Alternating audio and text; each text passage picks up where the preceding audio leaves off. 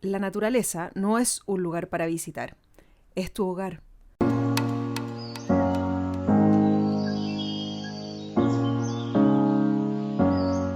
Soy Carolina Fernández y esto es Montaña para Todos.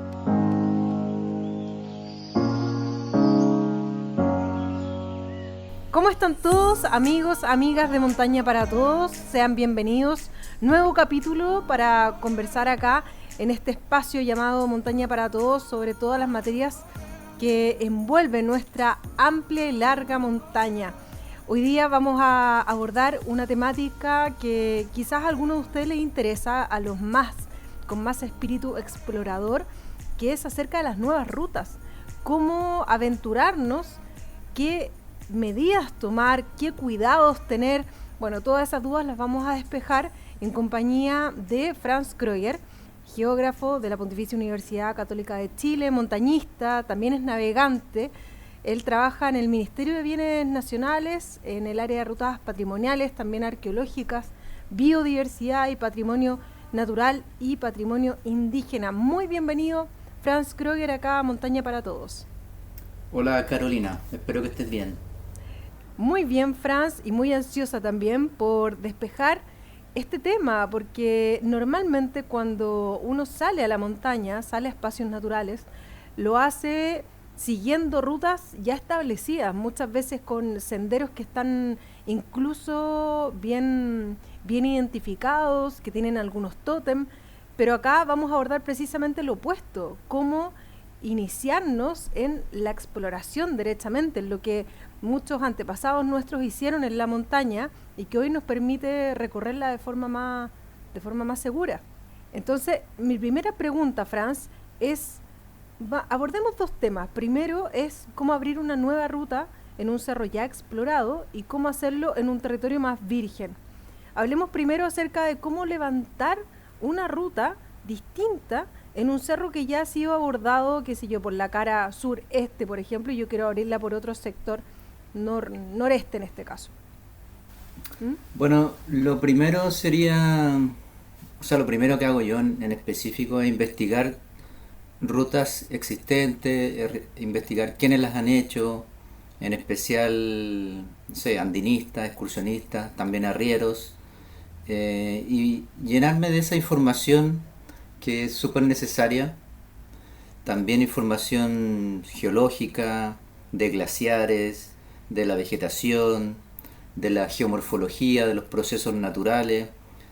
En el fondo entender muy bien el lugar que quiero recorrer, porque la idea no solamente es como hacer el recorrido, sino que también aprender de lo que la naturaleza y el paisaje nos puede enseñar. Y eso es como lo primero, recolectar información básica y tratar de ordenarla, sistematizarla, si es posible mapearla, ponerla en un mapa. Uh-huh. Y después de tener como claro todos esos antecedentes, empieza como un poco la imaginación, ¿verdad? ¿Qué es lo que quiero como rescatar de ese lugar? ¿Qué es lo que quiero conocer? ¿Qué experiencia también quiero promover en el fondo? Porque imagino que la ruta es también para otras personas. Y con eso voy diseñando ya a priori una ruta, como un borrador, por ejemplo, para después ir a terreno y empezar a testearla en terreno. Entonces, primero, Franz, estamos hablando de una recopilación en un escritorio, por ejemplo, con documentación, en información que yo pueda recopilar en papel, pero eso tiene que ir de la mano con lo que dijiste al final, ¿no? Con un recorrido del territorio, no solamente en abordar este lugar que nosotros quisiéramos explorar de forma distante, sino también verlo in situ, ¿no? Porque ahí nos podemos llevar con alguna sorpresa. Sí, o sea, el terreno o el lugar en sí mismo es como lo fundamental.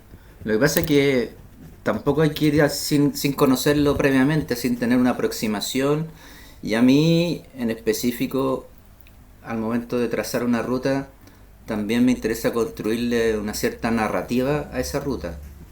Y para construir esa narrativa sí que se necesita informarse de las características de esa ruta, tanto físicas, culturales, ambientales, ecológicas, y con eso uno puede construir una narrativa que haga más interesante la ruta.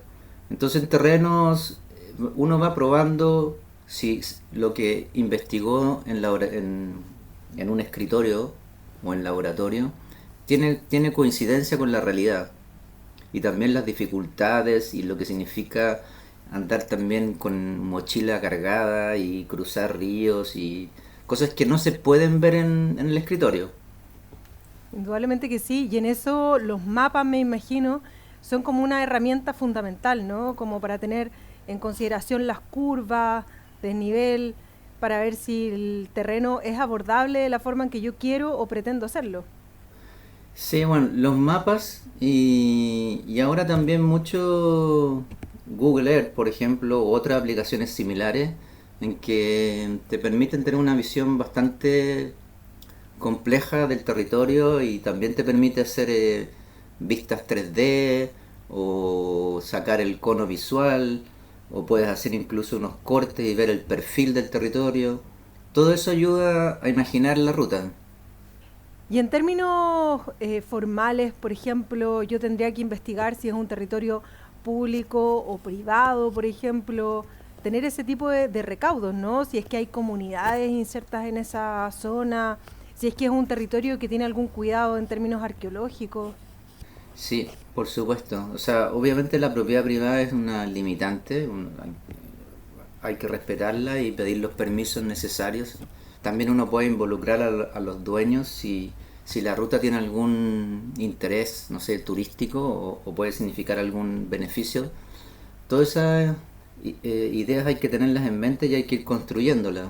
Y sobre arqueología, obviamente es como una capa más de información. Arqueología, también paleontología, geología, glaciología, son todo información súper valiosa que, como te dije, ayuda a construir un relato.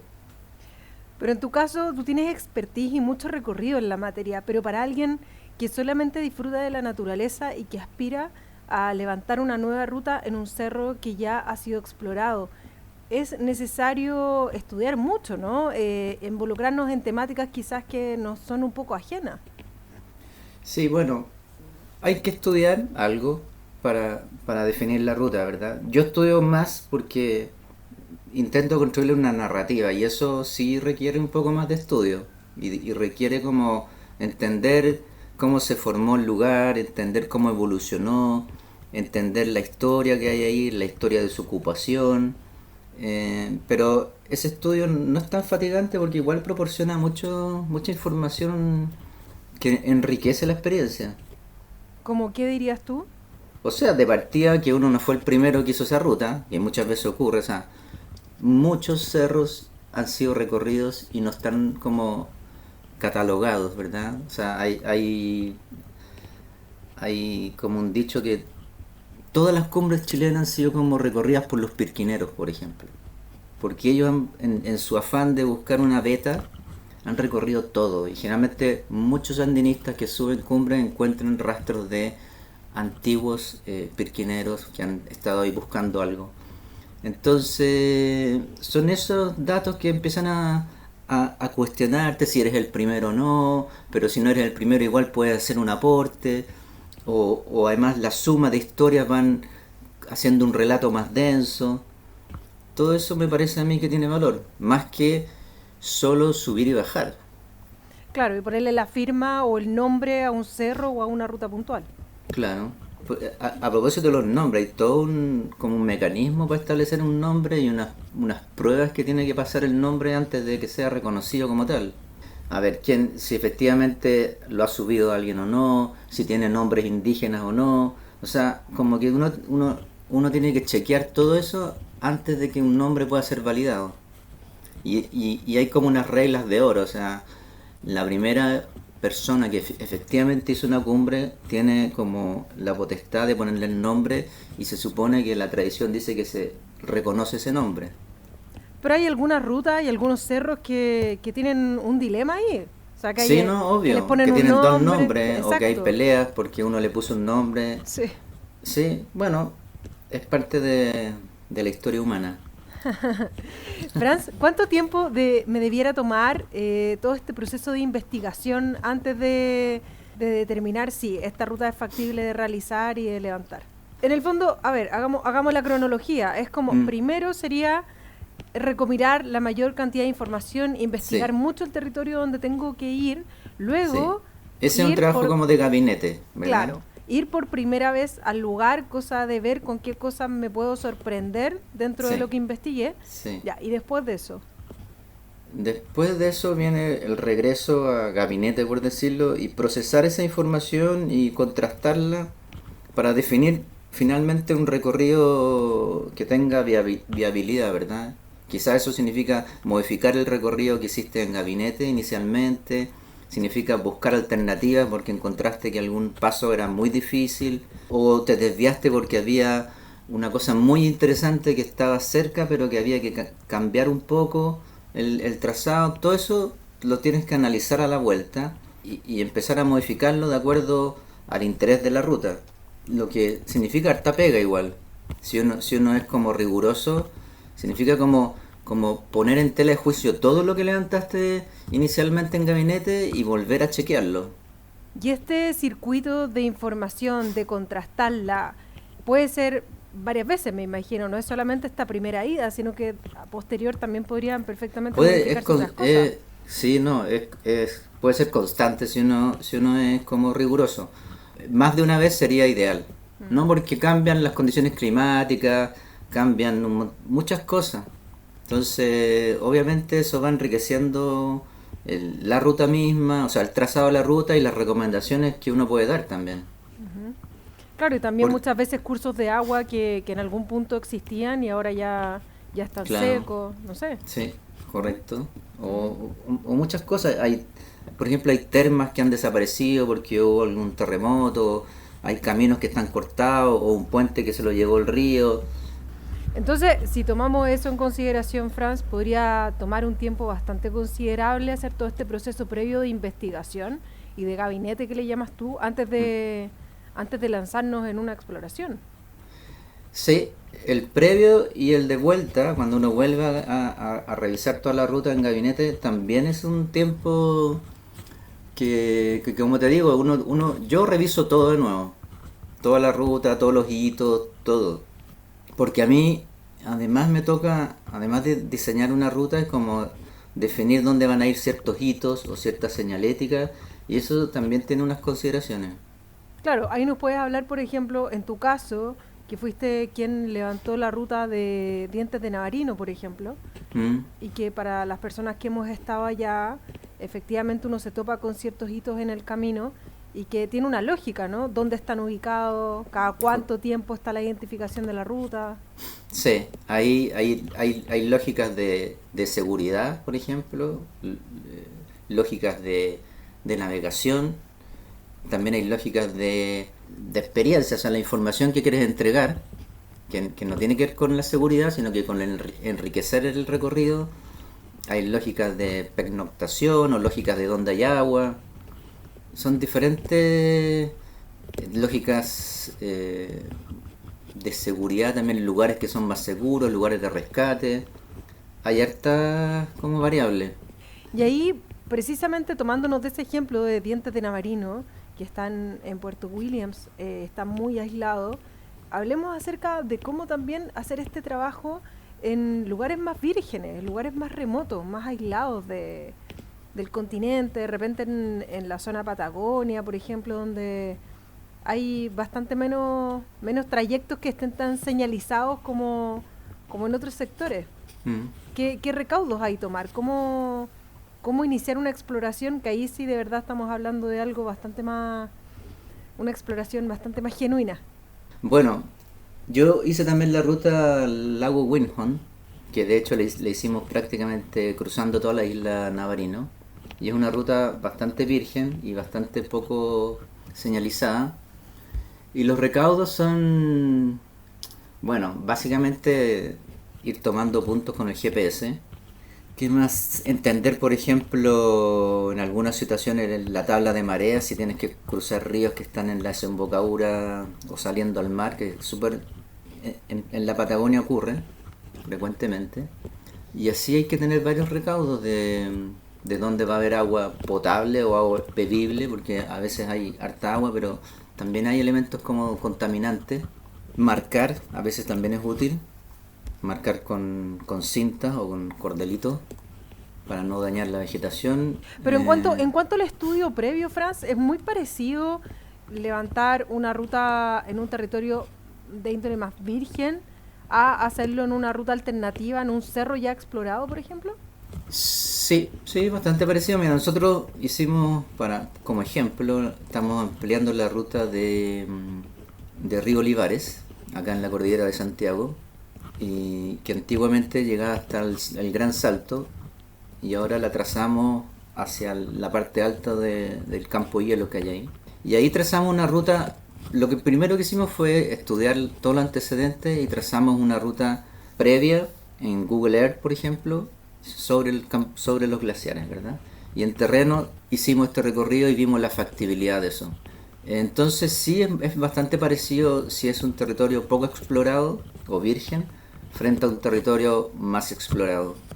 Ujú. Claro, porque el río Olivares sí que tiene tránsito, digamos, hay bastantes cerros que lo circundan, muchas personas que han hecho cumbres en esa zona y que ahora gracias a esto podrían incluso investigar otras, ¿no? Sí, no, de todas maneras. Y además la idea también es como conectar rutas, o sea, propiciar como travesías. Sí, porque en Chile en general, o sea, en Europa se da más eso, Sí, pero en correcto. Chile no es tan habitual, o en No. Sudamérica. O sea, los montañistas igual lo hacen, pero la idea es como que lo hagan más gente también. Ujú. La travesía requiere un poco de infraestructura, que hayan refugio, que haya algunos elementos para hacerla más accesible. Y en cuanto a porque dijimos como que pasamos un poco de largo, digamos, no profundizamos tanto, en cuanto a la fragilidad del entorno, ¿cómo yo investigo, cómo capto qué territorios son más frágiles, dónde podría provocar más erosión un tránsito o una nueva ruta?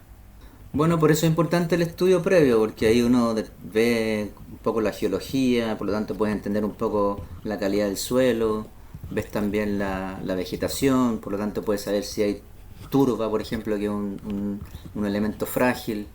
También analiza un poco las glaciaciones para entender un poco cómo funcionaron los elementos que dejaron visibles en el territorio. Todos esos elementos, claro, ayudan a definir qué lugares son frágiles, qué lugares conviene no cruzar, por ejemplo. Pero en general el flujo por ahora no va a ser tan grande, y también que hay gente que con todo esto nosotros estamos promoviendo una cultura de montaña que incluye con mucho respeto con la naturaleza, mucho respeto con la naturaleza, mucho respeto con el paisaje, mucho respeto con la basura. Sí, claro, indudablemente, es como hacerlo, pero hacerlo de forma responsable. Por eso estamos abordando como estos distintos aspectos que muchas veces de buena a primera podrían ser omitidos. Y en cuanto a, ya dijimos, no sé, los mapas, hablaste de Google Earth, ¿cuáles son los consejos como más prácticos que podrías entregar? ¿A qué herramientas tecnológicas o análogas podríamos recurrir como para hacer todo este estudio previo? Bueno, yo uso Google Earth, pero no es el único. Hay otras plataformas que también son útiles porque a veces las imágenes no tienen la misma resolución, a veces hay nubes justo donde tú quieres mirar un lugar. Entonces, yo la recomendación es tener más de una plataforma de mapas, por decirlo. Eso es como súper... es muy práctico, ¿verdad? Como para contrastar, ¿no? Los mismos Para sitios. contrastar, y de repente hay otras plataformas que te ofrecen otros servidores y que tienen otros tipos de mapas. Entonces es bueno eso, como no quedarse solo en una. Lo otro que Google Earth tiene una herramienta para hacer como perfiles, que yo la uso harto porque es muy útil, la verdad. El perfil es una herramienta muy, muy útil para analizar territorios, la pendiente. Y lo otro, bueno, que yo también un poco realzo el relieve, lo exagero un poco para entender así como lugares que son muy abruptos, muy encajonados, buscando como esas situaciones para no trazar rutas justo por ahí, o para entender la dificultad que pueden tener. Ujú. Y esto siempre en el mismo sistema. En tu caso, Google Earth es como Google Earth tu tiene esas mantra. dos herramientas, pero hay otras plataformas también. Ajá. Y en cuanto a libros que podamos recurrir, no sé, o u otros sistemas análogos, ¿alguna recomendación ahí? Bueno, yo en particular como que siempre recurro a textos de geología, busco información geológica del lugar, que me interesa mucho, porque creo que es muy importante como entender el lugar que estoy recorriendo en términos de cómo se constituyó, cómo se formó, ¿verdad? Hay lugares a veces que estamos caminando sobre una superficie llena de piedras planas, con un ángulo muy preciso, y creo que pasar por ahí y no darse cuenta de lo que estás pisando y recorriendo es un desperdicio, ¿verdad? A veces puede ser un antiguo fondo de mar, a veces puede ser una morrena, o sea, hay tanta información en el paisaje, mucha información, que yo creo que hay que traducir para las personas. A veces también ocupo información de los que trazaron toda la frontera de Chile, porque tienen antecedentes importantes como Rizzo Patrón, y muchos de expediciones, naturalistas, navegantes también, cuando estoy en la Patagonia. Todo eso sirve, todo eso suma, ¿cierto? Todo eso suma, sí. Y Sí. esos mapas también de mano, con También son curvas, también, ¿no? valiosísimos, dibujos, mapas, cortes, todo eso es. Yo encuentro que eso va construyendo la cultura de montaña. Eso es esa es la idea y la recomendación como para ir cerrando y concluyendo, ¿Mm? que finalmente lo que señalaste hace un ratito atrás, ¿no? Que esto es hacer rutas nuevas, pero con base de respeto y de cuidado y de conocimiento sobre el territorio que estamos abordando, ¿no? El territorio, el paisaje tiene mucha información. Si somos capaces de interpretarla, nos enriquecemos muchísimo. Y el otro elemento que también hay que tener mucha precaución es el tema de la seguridad, ¿verdad? En términos de proponer rutas que las personas no corran riesgo. Y si hay riesgo, como informarlo, minimizarlo, pero por lo menos en el trabajo me toca a mí, como yo soy súper cuidadoso, porque en el fondo estoy proponiendo un recorrido y no quiero que nadie lo pase mal. Sí, eso de verdad es importante. ¿Y qué valor tiene para ti una plataforma como Andes Handbook, que uno de verdad recurre mucho a ella porque tiene tantísimas rutas y mucha información útil? Sí, yo recurro también a Andes Handbook, recurro a Wiki, a todas las wikis que hay. Y también a veces me fijo en lo que dicen o ponen las personas. A veces es súper interesante. Por ejemplo, en el lago Windhorn leí lo que ponían algunos excursionistas extranjeros en lugares muy apartados, ¿verdad? Porque es información importante. Cuánto se demoraron, por dónde cruzaron un río. A veces ponen advertencias que son importantes. Perfecto. No, Incluso sí. uno puede contactar a esas personas si ya quiere como estar muy seguro de la información. Yo creo que eso es lo útil de todas estas redes que hay. Bueno, Franz, me queda solo agradecerte y por toda la información que nos estás dando, como para abrir nuestra mente también exploradora, que por algo nos gusta la montaña, y quizás este capítulo también puede despertar esa beta que puede estar algo dormida, pero nuestra recomendación acá, y así lo dijiste, es hacerlo desde el respeto, del cuidado, del conocimiento del entorno. Ya, pues, cuando quieran seguimos conversando. Encantado, Franz. Bueno, para todos les mandamos un abrazo grande. Esperamos que este capítulo les haya sido de mucha utilidad. Y como siempre, nos pueden escribir ahí a montanaparatodos.cl@gmail.com, también en el Instagram @montanaparatodos.cl, y por cualquier plataforma ya estaremos como siempre para servirles y para tocar y otras temáticas. Cuídense mucho, que estén bien. Un abrazo.